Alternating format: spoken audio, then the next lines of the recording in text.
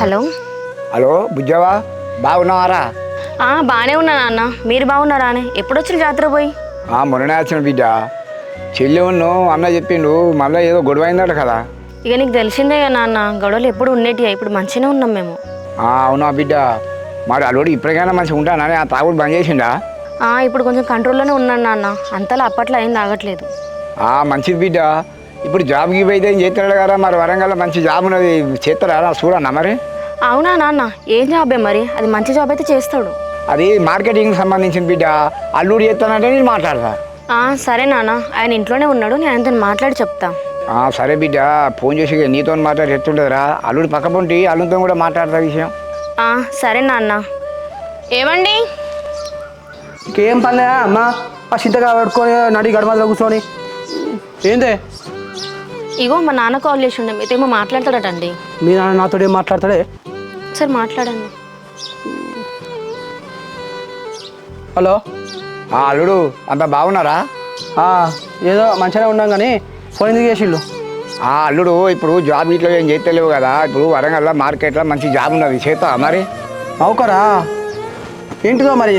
కలెక్టరా, ఏఎస్ఆ, ఐపీఎస్ఆ? మరి ఏమైనా చెప్పరాదు, చెప్తే నేను కోర్టు ఇట్లా కుట్టించుకుంటా. గట్టెందుకంటాను అల్లుడు, తొందరపడద్దు. వరంగల్ జాబ్ ఉన్నా అంటే చూసిన నేను. మరి మీ జాబ్ చేస్తేంది చేయకపోతేంది? నీ సొమ్ము ఏమైనా తింటాను, నాకైనా పెడతానా? ఏమంటే బిడ్డకి ఏమైనా కష్టం వస్తుందా చెప్పు? ఏమైనా చెప్పుకున్నా నువ్వు మీ వానికి ఫోన్ చేసి? నీకేం తక్కువ చేస్తానా? అల్లుడు నా బిడ్డ నాకు ఏం చెప్పలే, మనకు తెలిసినది కాబట్టి వరంగల్ మార్కెట్లో జాబ్ ఉన్నది కాబట్టి నా అల్లుడు అని చెప్పిన. నువ్వు జాబు చూస్తే నేను చేసేంత కర్మ నాకేం పట్టలేదు, అర్థమవుతుందా? నువ్వు నీ బిడ్డకు ఫోన్ చేసి మాట్లాడుతా అనుకున్నప్పుడు నీ బిడ్డతో మాట్లాడుకో, అంతేగాని జాబులు చేస్తా, ఈ చూస్తా ఆ చూస్తా అని నాతోటి మాట్లాడకు. నువ్వు ఏం మాట్లాడుతున్నావు అల్లుడు? నేనే అంటానా నువ్వే అంటాను? 4 సంవత్సరాల నుంచి పెళ్ళైన కలిసి ఖాళీ తిరుగుకుంటా జాబులు అని వదిలిపెట్టుకుంటా ఏమైనా విషయం దాన్ని అడుగుతా మాట్లాడదాం. 10 మందిలో కూర్చోబెడతావా? సరే చెప్పు, 10 మంది ఎవరైనా తీసుకొని రా, నేను నీ బిడ్డ వచ్చా మధ్యలో కూర్చొని లెక్కలు వేసుకుందాం. నీ ఎన్ని జాబులు చేసినా, ఇంత సంపాదించినా, నువ్వు ఎన్ని లక్షలు ఇచ్చినావు, నా కట్నమో మొత్తం అన్ని లెక్కలు వేద్దాం ఏమేమైనాయని చెప్పి. అరే నీకు అన్న ప్రకారం ఇక్కడ భూమి ఇచ్చినా 30 లక్షలు కట్నం ఒప్పుకున్నా, 15 లక్షలు ఇచ్చిన. ఏం చేసినావు? 15 లక్షలు తాగులు తన్నారని మొత్తం ఇల్లు గుళ్ళ చేసి పారేసినావు.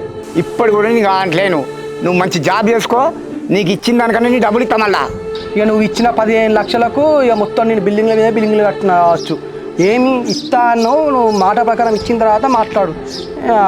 అయినా నువ్వెంత అని ఆస్తి ఎంత? నా బొచ్చుతో సమానం నీ ఆస్తి. ఫోన్ ఎందుకు ఉంచుకున్నావే? ఫోన్ ఎందుకు ఉంచుకున్నావు? Hello hello. అసలు ఏంటండి మీరు? ఏదో చేయక ఫోన్ చేసి మాట్లాడదామంటే అట్లా మాట్లాడుతున్నారు. ఏమన్నాడు? ఒక జాబ్ గురించి అడిగిండు కదా, దానికి ఇంత చేయాలా? అట్లా కాదే, నాకు అర్థం కాదు. మీ అయ్యకు మీ అన్నగారికి ఏం పని ఉండదా అని ఊకే ఏమనంటే జాబు జాబు జాబు అంటారు. వాళ్ళు చేత్తలుగా జాబులు ఎన్ని కోట్లు ఎన్ని సంపాదించిల్లే చెప్పు. అరే మాట్లాడితే జాబు జాబు తాగుడు తాగుడు ఇదేనా మీ వాళ్ళకు? ఇగో నీ దండం పెడతా, నువ్వు ఏ జాబ్ చేయకున్నా పర్లేదు, ఏం చేయకున్నా పర్లేదు, ఇట్లా తాగి తిరిగినా నేను ఏమన్నా కానీ మా వాళ్ళ జోలికి నా జోలికి అయితే అసలు రాకు. నాకు ఒకటి అర్థమవుతలేదే, మీ అయ్య నాకు ఫోన్ చేసి నా ఇజ్జత్ ఇష్టట్టు జాబ్ చూస్తా అది ఇది మార్కెటింగ్ అని చెప్పేసి అంటేనో ఏం కాదు, కానీ మీ వాళ్ళు నేను ఒక మాట అనేసరికి నీకు అంత రేషం వస్తుంది. నాకు అర్థం కాదు. అంటే వాళ్ళు నా ఇజ్జత్ ఇస్తే ఏం కాదు, కానీ నేను వాళ్ళని ఒక మాట అనద్దు తిరిగి. ఇగో నీకు వాళ్ళు ముఖ్యమైతే పోయి వాళ్ళతోటే ఉండే, నాతో ఉండకు. అబ్బా మీకు దండం అండి. అక్కడ పోయినాక మీరు మళ్ళీ ఏం చేస్తారు నాకు అన్నీ తెలుసు. నా సావేది నేను ఇంట్లోనే చస్తా, కానీ ఇంకోసారి మా వాళ్ళ జోలికి తీయకండి. మీ వాళ్ళ జోలు తీయద్దా అంటే ఏందే? ఇట్లా వాళ్ళ జోలు తీయాలంటే నేను భయపడాలి నానే?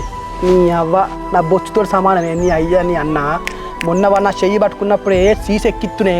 మా అన్నగాడు పెద్ద సైకోగాడండి. మీరు ఒక్కటి ఎక్కించినాక 4 ఎక్కిస్తాడు. వాడి గురించి మీకు అంతగా తెలియదులే. అంటే అంటే ఏందన్నట్టు ఇప్పుడు మీ అన్నగారు నాకు 4 ఎక్కిస్తాడు, వాడి గురించి నా దగ్గర మాట్లాడకే అంటే ఎంత ధైర్యం ఉంటే మాట్లాడుతావు?